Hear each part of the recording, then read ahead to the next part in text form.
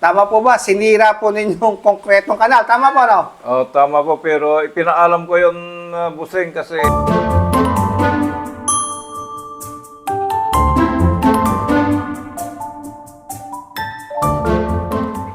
Pebrero 16, alas 2:34 ng hapon. Nandito po tayo sa tahanan ni Kuya Marcial Arsiaga. Oh. Dito po sa Barangay San Antonio, Purok 2. Si Kuya Marcial, siya po yung magsasaka na siyang sumira doon sa concrete irrigation canal. Diyan po sa Bukirin, dito po sa Barangay San Antonio. At atin po siya makakapanayam. Magandang hapon, Kuya Marcial. magandang hapon din, Busing. Opo, magtatanong lamang po ako tungkol doon sa, tama po ba, sinira po ninyong konkretong kanal. Tama po, no? Oh, tama po, pero ipinaalam ko yun, Busing, kasi noong yung kasama kong nagsasaka dyan, naalis na. Nung ako na lang nagsasaka dyan, noon pa na sinabing huhukayan yon at lalagyan ng box. Tapos nung hindi natuloy, nito ko lang itinuloy kasi nahirapan ko kaming patubig. Kahit ngayon, itinuloy ko na at ginastusan ko pa yon. Pero yung pagkasira noon, malit lang. Kaya sabi ko, kung sabi nga nung Pangulo na hindi ganun ang pagkapaliwanag o mali yung pagkaintindi ko, sabi ko, pagpasensyahan na lang yung pagkasira. Pero hindi gaanong malaki yung sira niya. Kailan nyo po pinagpaalam at kanino po kayo nagpaalam para gumawa ng turnout, ang tawag doon, no? Turnout. Kailan po kayo nagpaalam? Mga month of September or first week ng October kasi nagkita-kita kami Ngayong taon po na to? Last year. Last year, 2025. Oo. Nung nagkita-kita kami nila Benedicto Ramos, saka ako, saka si engineer, na sabi ko na kinausap ko na ituloy na namin yung ginagawa namin doon na plano na maglagay ng turnout doon na isa, kahit maliit lang. Ipinayagan kami, pero sinabi ng engineer na magbigay kami ng requisition sa NIA Yopres. So, ang pinagbigyan ko ng requisition si Benedicto Ramos. Sino po si Benedicto Ramos? Si Benedicto Ramos ay isa sa kasama ng Pangulo. Sabi naman siya ang nag-submit doon sa NIA Yopres. Irrigators Association Officers. Oh. Opo, so nakita-kita kayo last year, mga bandang Setyembre, Oktubre. Saan po kayo nakita-kita nila? Doon sa may peace fund ng iglesia. Berto na iglesia, doon sa may peace fund niya. Doon kami nakita-kita . At binabanggit po kayong engineer. Sinong engineer po yon? Ang alam ko si Engineer Malyari. Opo. Oh. So, siya ba nagsabi na gumawa kayo ng requisition? O Siyang nagsabi, Busing. So, ang banggit po ay ang tawag doon, box. Oh, yung lalagyan ko ng box. Kaya hindi ko gaano nilagyan yung sira. Sabi nila noon, maglalagay kami ng box para kung tapos na akong magpatubig, pwede lang sarhan. Paano sasara yon? Ano po disenyo? Paano isasara? Yung kahoy kasi hindi na yung steel gate ang gagamitin, kundi kahoy na lang, lalagyan na lang awang yung box.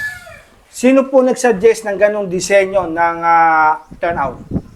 Noong unang nag-usap kami, si Pangulo at saka si Engineer Malyarin.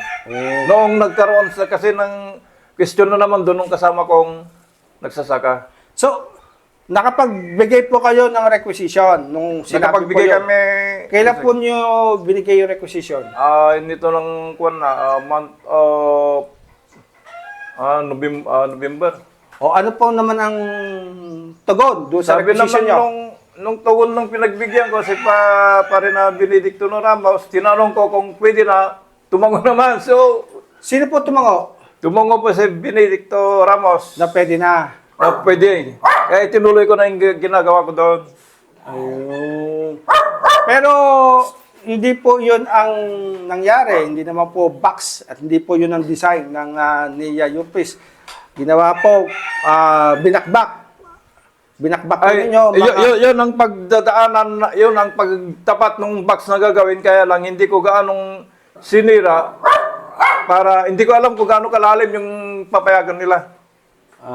So ganun lang po 'yun. Tumango po pwede na palang umpisahan ang Oo. paggawa ng ganun po yung Oo, proseso. Opo. Nakita rin po kayo ni Kagawad Atobiag nung araw na may dala kayong PVC. Pinigilan po kayo. Hindi raw kayo nagpapigil. Bakit po? Sabi ko, sinarahan, talagang sasarahan ko na yun kasi tapos na, ilalagay ko na lang yung PVC. Opo. Kahit gano'n, inilagay ko pa ng PVC, ang tinakpan ko na, sinaradawan ko na, pero nandun na, umapaw na kasi yung tubig, kasi nagpapatubig sa kabila, kaya inialis ko na rin yung lupa niyan doon, kaya umagos na. Opo. Nagkaharap-harap kayo ni engineer sa barangay itong nakaraan? Ay, si Pangulo lang nakaharap Si namin. Pangulo lang. Si Pangulong Pangulo ng anam ko. Anam ko. So ano pong gagawin nyo ngayon doon sa Natibag? Sinaraduan na, Buseng. Lupa po. Sisimindihan ko na lang ulit yan. Sa sementuhan. Oo. Yung pong plano po ninyong lalagyan ng kwadradong turnout. Ay, wala na kasi. Wala na. Pinasaraduhan na. Pero kung may plano pa rin silang bubuksan yun kasi maraming nagre-reklamo dito, sila na lang ang balang mag-utos. Hindi na kami ang magpipilit na magpatubig kasi nakabili naman na ako ng Robin ko Robin. para pampingo na lang. Total, 1/4 lang yung turod ko dun eh. Isasawsaw nyo na lang yung, Ayan yung siphon. Bubusing. Opo, hindi na kayo gagawa ng turnout. Hindi na. Kasi baka mareklamo na reklamo. Opo. Napansin ko po rito, Kuya, bukod doon sa binutas po ninyo, marami din po mga yung tapat lang. Merong din basta yung- sinira. basta yung- Tsaka sa may bandaroon, meron din po mga imbornal. So, parang Mas malalaki pa yung sinira nila kaysa sa akin. Kaya sabi nga nila, pati ako nadama. Nataon na picturean na taon na nadaanan na gumagawa ko doon ni Konsyal eh. pero kayo po, ano po sa tingin nyo? Talagang dapat bang ipagbawal yon? Pero Yung paninira po nung alam ko mo yung batas na bawal ang sumira, kaya nga pinaalam ko eh. Kasi isa rin ako sa Pangulo dito eh. Ang Pangulo rin pa kayo ng... Oo, kaya hindi ako basta-basta nagsisira, kaya nga pati ultimong maglulusong ng kalabaw, pati mga maglilinis na report dyan, nakakasagutan ko minsan dahil binabawalan ngayon, pinababantayan sa akin yan. Kaya nung ginawa po ninyo yung paninira, sa tingin po ninyo, meron kayong sapat na kapitulutan. Mayroon kasing right, mayroon kasing pagpapaalam. Pero hindi ko gaanong tinibag kasi hindi ko rin alam kung gaano yung lalim niya. Sige po, maraming salamat po, Kuya. Maraming salamat din, Buseng.